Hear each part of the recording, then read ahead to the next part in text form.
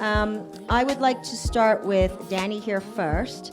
But I would like each of you just do a couple things. One is, obviously explain your background just very briefly, and then tell the audience what is the biggest problem that you find in either media or entertainment or arts that you think blockchain could solve. Probably related to data, but I'll let you explain. Hi, Danny Brown-Wolf, Head of Partnerships at Orbs, based in California, in Palo Alto. My background is actually in foreign policy and international law, so it was quite a switch over, but as soon as I got into blockchain, just went down the rabbit hole and saw that you can actually work really hard and move the needle, as opposed to in politics, then, yeah, okay. Someone else moves the needle. So blockchain, I think media is probably one of the industry verticals that has the potential to make the most impact. And I would say that the biggest problems that we're seeing is defined as health on social networks. So health is defined as fake users, fake news. Now with 2020 elections coming up and disruption all over the space, deep fakes and the inability to authenticate data is a huge problem, and blockchain is a great solution for that. Thank you for that. And then I'm just going to go to Michael Casey only because I know his background. And I know he can probably build on this, but why don't you explain? Okay. So Michael Casey, I think many of you know who I am, Chief Content Officer at CoinDesk, author, and a few other hats. So most of my life is a journalist, and so I look at the space of journalism and media and find it really quite disturbing. The reason being, unlike, more or less the disintermediating force that the internet has been in other industries, let's think about Airbnb and Uber, of course there's a central part in the middle of that, but peer-to-peer exchange is a function of the internet. We think about that, right? Well, the exact opposite has happened in media, right? Media has been intermediated. So as a journalist, as a writer, as a producer of a film, whatever, I no longer have touch with my audience. In fact, I don't know who my audience is. I rely on the platform that has its own algorithm, that is creating its own curation system for its interests, to pay its shareholders what it needs through its advertising deals, to deliver the data that I have to trust them on, when in fact it is entirely constructed around their needs. So we know all about Cambridge Analytica. I was just on a panel with Brittany Kaiser. We all know about things, but ultimately we have these systems that are curating what we see rather than what we want, right? So the users and the producers of media do not communicate with each other. All that data is monopolized by these entities, and that is a really, really big problem. You did a good job not specifically naming an entity, but we kind of figured out who you were talking about. Magoogle. Yeah. Sure. Magoogle book. Name and shame, Michael. I'm a Google book. Okay. Great. Matt, as an artist, tell us your view. What do you think are some of the biggest challenges for artists, and how could maybe blockchain help? Well, a lot of these people are wondering, why is this rock and roll drummer guy hanging out in Davos? Mainly so I could dress in a scarf. Because we don't get to do that in California. Not really. I ended up getting into this space in the blockchain through a group I work with called Storm Group, out of Sao Paulo, Brazil, where a band I was in called Guns N' Roses was very big. We were big all over the world, but that was probably our biggest fan base. So I became an advisor, consultant, based on projects they were doing, liaison to America, Hollywood, Los Angeles, that sort of thing, and connecting. But basically, the issue in music and art is the intellectual property, and then what's happened when they digitized music. First of all, they didn't tell us they were going to do that. When I was in Guns N' Roses, we had no digital paragraph in our contracts. It wasn't a reality. As you all know, Napster came along, and Sean Parker created that. He offered it to the major labels. They said, "Why would we need that? We have a cassettes." And basically, along came Steve Jobs. He started iTunes and threw a number out called 99 cents. Now we're a singles business, right? We're making 99 cents when we never agreed to be in a singles business. And then along came streaming, which is completely gotten rid of downloading. I mean, there's not really any downloading anymore. And so there's incremental payments based on a very political system. It's exactly the same as it was when it was physical. So I'll just name the company, Spotify. It's a political deal where you got to know some people to get you on a playlist, so you get some streams, so you can get, a career, basically. And now the other platforms are kind of following that, Apple Music and all the others. So basically, we get paid very, very small amounts of money. Now with channels like YouTube, you upload all this content, which I tell people, wow, you've just given your content to YouTube, and you've given your content to Facebook, and you've given it to, whoever and you're making them very rich. So I got very interested in the concept of intellectual property and ownership of that content, and being able to share that in any way you want within the blockchain, which is a reality, and it can happen. It'll take time, because you've got to cut through those middlemen that have those jobs, bunch of old guys. They're still up there waiting for the check to come, and then there's other people that have put themselves in middleman positions, and so that's a reality. But within this blockchain world, a lot of things can happen. I would like to get paid in real time. Every time someone plays my song, money, a token appears in my wallet, and that can happen on the blockchain. Every player within that piece of intellectual property can get paid automatically. Okay, we're going to come back to that, because that's Yeah. a very important point. But Nikita, Never give the drummer a microphone. apparently we're learning that tonight. That's right. Nikita, you can take the next 10 minutes. I'm just joking. Don't take the next 10 minutes. I can. No. Sensorium is doing some very cool things. But first, can you just talk from a little bit about your background? What's your interest in what problem? Definitely. Ladies and gentlemen, hello. It's quite complicated to believe that this is the final session for this year. You've done a great job, and I offer everyone to applause show to GBBC. It was great. I'm not paying you for that. Yeah, this is definitely, absolutely my will. So my name is Nikita Bokarev. In Russian, my surname sounds Bokarev. It's much more easier. So I have a huge experience in gaming. I was working in game industry for more than 10 years, operating international AAA projects like mobile games and client games for PC.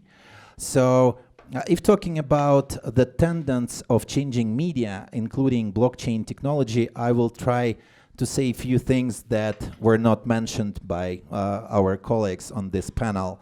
So basically, the main thing I think was mentioned by Danny because of the fake news and fake users. This is a huge problem, and blockchain technology can basically change it. Also, the point about monetization is super important because, as you mentioned, that when someone buys something, you receive your token immediately. As a representative of the gaming industry, I think that gaming is a huge driver for blockchain technologies, and lots of projects already appeared using this technology, and basically Sensorium is also one of them. So Sensorium basically changes media because we're bringing new content, we're bringing new type of using this content and working with it. Also, blockchain will affect, using big data, will affect the targeting content for users, because for now, even we have all social media and I can subscribe on the topics that I'm interested in, but still I get and always get a lot of mess that is not very interesting for us. So I think the future of media is a huge using of targeting for audience to understand what kind of news, what kind of content is super relevant directly to you. So Great.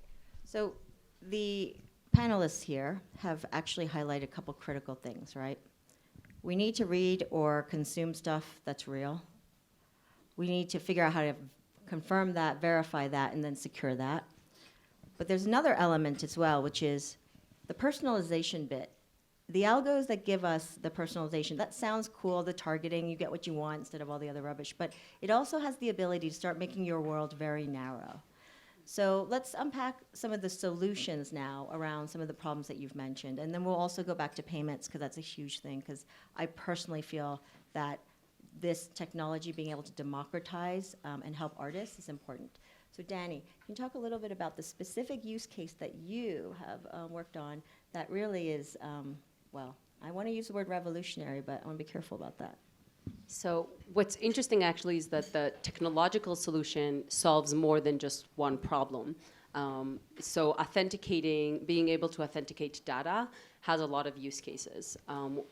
We live through our smartphone, so the future of media is user-generated content, right? It's citizen journalism, influencers on Instagram, and they have similar problems of how do I own this data once I put it out there? How do I prove that it's mine? How do I prove that I was the one who took it and put it out there first?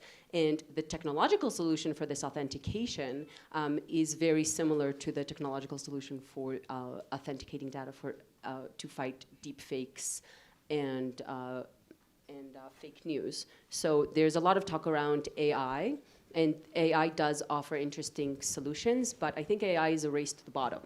Because if you have deep fakes and maybe the journalism community is the one that is fighting at the forefront, at the end of the day, who's going to have better algorithms? The secret agencies of certain states that are out to that have a specific political agenda, or the algorithms of the New York Times. So AI does offer some solutions, but I think that blockchain offers a higher level of authentication.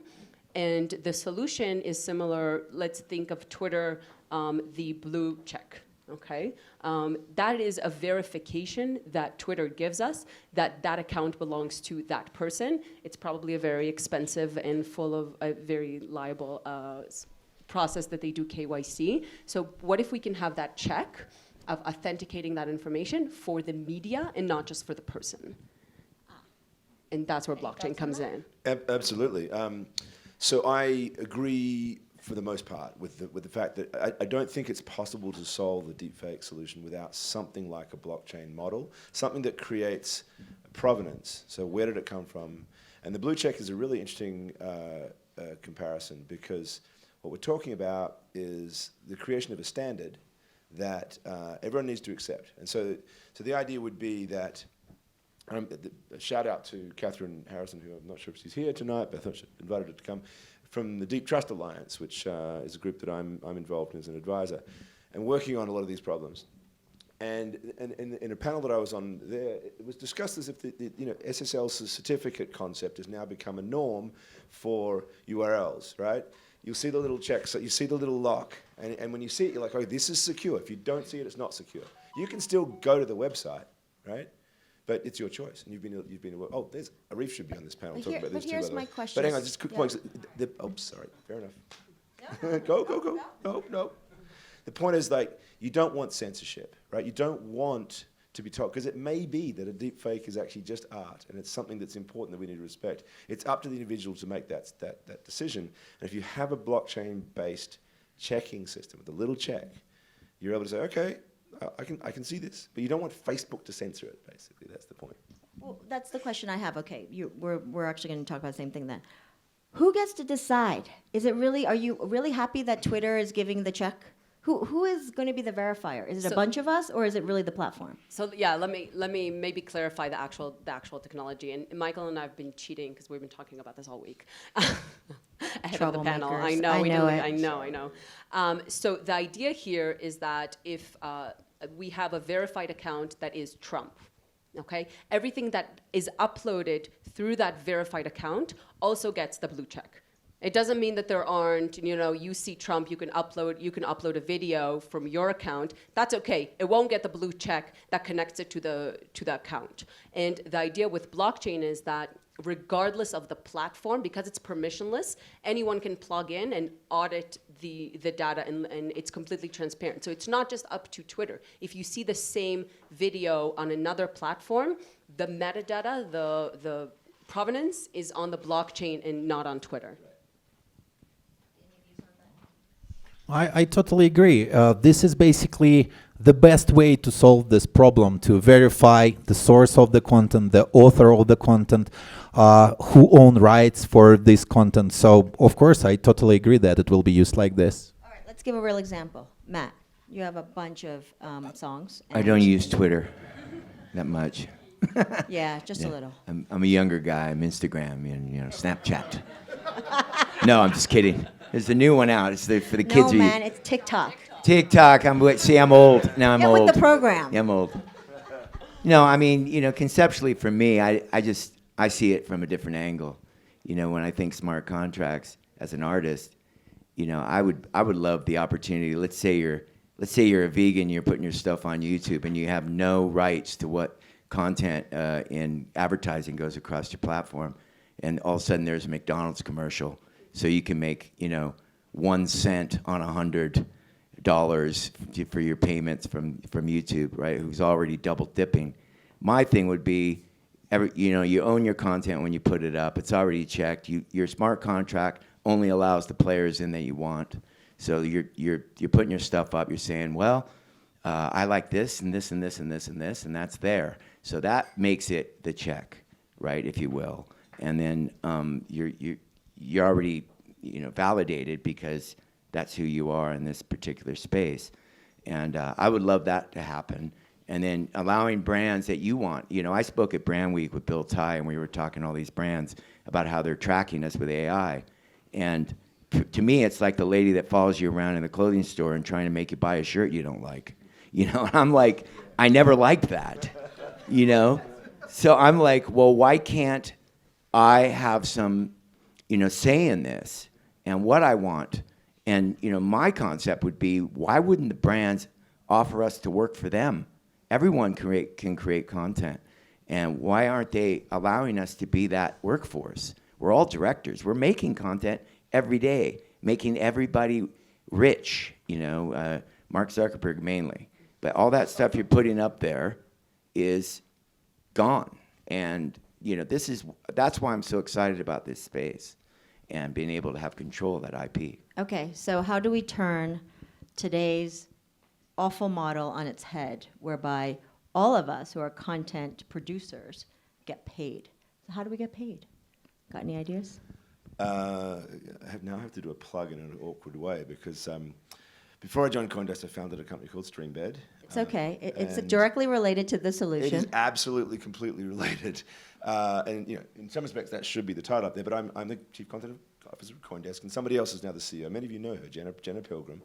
And so I've taken a step back. But the principle behind it is that what we need to do is rescue the data for the creators.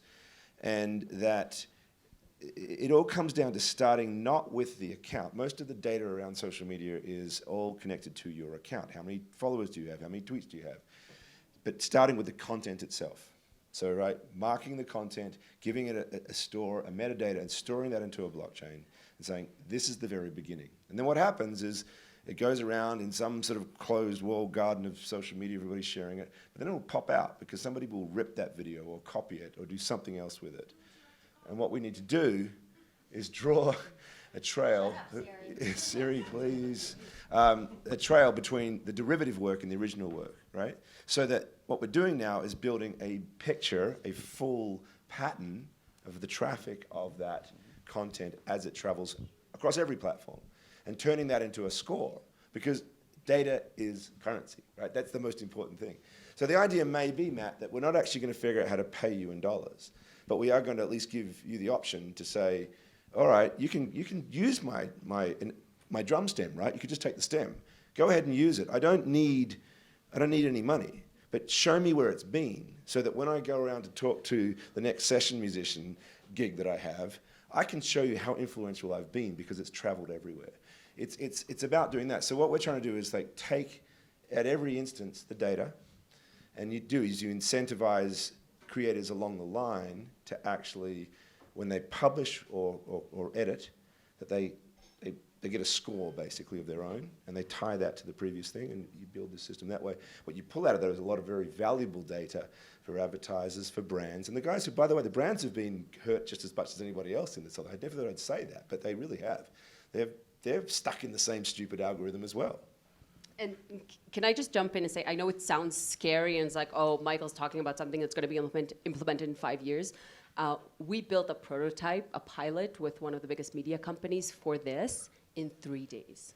Like, you put the metadata on the blockchain, and then you start playing with different browser add-ons that can read whatever page you're on, and then read back to the blockchain. And it's just like reading a transaction on the Bitcoin blockchain, for example. And in 3 days. So blockchain might sound scary, but this is totally doable tomorrow. The problem, of course, is getting all the big stakeholders on board. That's, yeah. Nikita, do you have any views on this? I think the question is much more wider than only talking about blockchain technology. Basically, we all are witnessing the evolution of the human socializing. When social networks appeared, and the progress is moving very, very fast. For example, in Sensorium, we are much more focused not only on blockchain, but also on artificial intelligence and VR as a platform. And I think that in next few years, for example, VR devices will become much more smaller until it will be possible to put it inside your eye, for example, and have a small box here that will share the video or some new content. Oh yes, my God, we're all yeah, gonna be bionic. and for example, when Oh, you good grief. when you will go near the shop using this kind of glass, you will see how much will the clothes cost that will be in your size.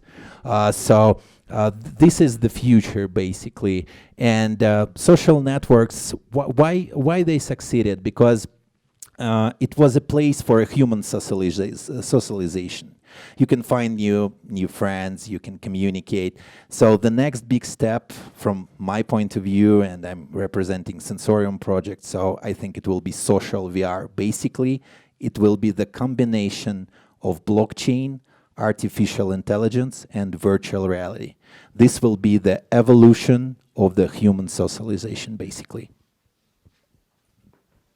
So when we think about all of this coming together, I still go back to the fact that there's a positive thing to all of this, which is we all became, in many ways, it's democratizing. We all get to be content providers. We're not relying on a single source of truth to tell us that we should know something. We can actually go and verify it ourselves, or we can actually upload things as we go along. Now, there's a lot of stupid things out there. What about all that data, like the mountains of data, the actual physical amounts of data? I mean, how can a blockchain solution really solve for that when we've got, challenges right now? No? Meaning that how are we going to sift through it all? Or how If we're tracking every little Right. bit, and Yeah. even if we put just part of it, the hash, onto the blockchain, and I get that. But at the end of the day, we're just producing ever more content, right? How are we going to get to the place where we can actually sift through that smarter, or in a way, where is it going to get stored? There's still a whole host of other problems, right? So that's not a blockchain problem. That's Is it? That's a real issue in the music world, because if you're a young artist, you've really got no chance. And because how are you going to be discovered? Because you're still dealing with groups of people that are controlling the process. And that's what when we talk peer-to-peer, to get out there and try to make a living. So I'm the guy that's been successful in the music business, but I think about the young artists, right? So now there's people that are working in the blockchain selling incremental payments on publishing. For instance, a company called Vest, who was at UCLA with us, remember? They're actually making strides, and they're getting through to the big publishing companies to make them understand this is the new way to track data and be able to cut a lot of costs. So if you look at when you guys, I don't know if you know, but sometimes there's 10, 20 writers on a pop song. There's producers, there's multiple levels of people that can all be written into the data where that payment can go straight out. It doesn't have to go through a chain of events. It doesn't have to go to the publisher, to a business manager where the checks are written. That can all be alleviated. That's the thing that excites me about the blockchain. And then as a young artist, you can say, I'm here, but I need to get some payments incrementally. And, as we know, the dollar is very new. This is a Bill Tighe riff. It used to be pieces of 8. We traded in gold. We talk about the dollar like it can't go away. It can. And at some point, if we could tokenize publishing, which is happening with companies like Vest, an artist can survive. And I'm talking for an artist. I'm talking about media or anything else. We need the media as an artist to be seen. But basically, that would be a really great way to get started as an artist. Because for them, a lot of the solution is there's not a lot of hope in that. So actually, the Open Music Initiative of MIT Media Lab together with Berklee College of Music. So they've faced the biggest problem of getting this done is getting the approval of the big record companies to use that data. Right. So even the data on the back of the disc, they don't allow you to put it online. They want to control it. Right. So okay, how do we bypass that hurdle? And what the Open Music Initiative, what Thomas is doing, who is sitting here, I don't know if he mentioned it, but we're starting with the students. So we're going to Berklee College of Music and we're teaching them in new ways. Okay, as a student, you're producing a lot of music. Mm-hmm. New best practices now is that you're going to upload your music and your IP and how you divide the work onto the blockchain. And when 4,000 or 6,000 students, graduate every few years, this is the future of the industry. And it allows for companies, like YouTube and Spotify right now, to be able to make direct payments to the students and use their music, or even derivative works for the movie industry, et cetera. Yeah, that's what I said. You're going to have to cut through these big corporate companies that want to hold on to all the rights to control. Because as an artist, we sign with these big companies, and then they basically own what's called the master rights. You sign away publishing rights, all those things. So as a new artist, to be able to be completely independent, that's the future. And I know about Open Initiative from Berklee, open source, right? Open Music, Initiative. And they were here last year, I think. Yeah, they were. But it's great, but they have to take the meeting with Universal and Warner Brothers and get these guys to believe in it when they've already got their. It just didn't happen. Yeah. So that it just didn't happen. Right. They've been, They shut the door. for years trying to get them on board. Let's be clear here. The big guys are not going to play ball, Yeah. right? Exactly. To a point So- where the Berklee College Yeah. Music librarian has the data, and they won't let her upload Just it say to the Napster. internet. Just say Napster. Remember Napster when you forgot to do digital? They were allowed at that point to have that. Every label would have had their own digital domain in those days. Atlantic Records, Warner Brothers. They would have been able to stream everything themselves and be in complete control. Now they have no control because they have to go. And now they've come all the way around, and now they want to take our touring. A young artist has to pay touring and merch to a company that blew it, not selling music properly. So the artist pays twofold. So there's a lot of problems in the music business. And, we always have to be the ones that say, well, you're going to have to figure it out. You're an artist. Like it's an extracurricular activity. It's actually what I do for a living. People don't believe that it's actually hard work. Oh yeah, you just play music. How cool. No, I do it for a living and I have to work really hard. But that being said, there are solutions. It's just cutting through the old ways of doing things. 1 year from now, we are back here together in this living room, and we are going to talk about progress. What needs, or what would you like to happen, and what is possible to happen in 1 year? Start with Michael, and we'll work our way down. Well, I think the platforms themselves acknowledging that they need to track and record the provenance of content before and after it enters their platforms as a result of something like this new EU directive, because seeing them acknowledging that they are now in trouble by having this closed garden. I'm not saying this is going to be easy because it opens the thing up, but it's possible, and that would be a major deal. Has it come into law?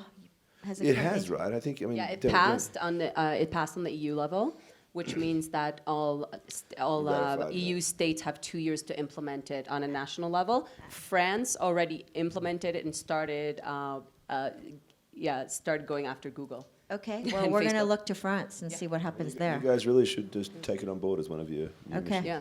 Yet Just, another. yeah, just in case you don't. Tamaki, you can handle this, man. You can do this stuff in He's your not sleep. doing anything at all. You can do it in your Does sleep. nothing. Yes. Matt, what do you think we could do in a year? What would be good for the artists in a year? Well, I've got some stuff up my sleeve. I'm working on it. 2020 sounds very futuristic to me. I like it. It's very future. He's motivated. And my highly guys motivated. at Storm, I've worked my whole life intuitively. I'll look at somebody and go, oh man, am I feeling this person? And that's taken me on a pretty cool path. I've done really well in music, obviously, and gotten all the accolades. And now I'm here hanging out with you guys. And it's really exciting for me. It's like my new rebellion, I call it. I'm like an activist Hanging out with a bunch I'm of an nerds. activist for change. Yeah. And my buddy Pablo, I just love this guy. And we're at Storm. We're doing so many incredible projects, and I believe in the guy. That's all I can say. In my heart, I believe.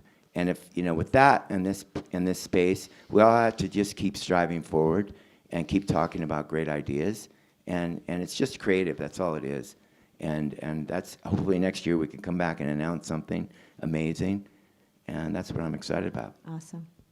Danny? So whenever we look at projects that we'll undertake, then we look at impact and feasibility.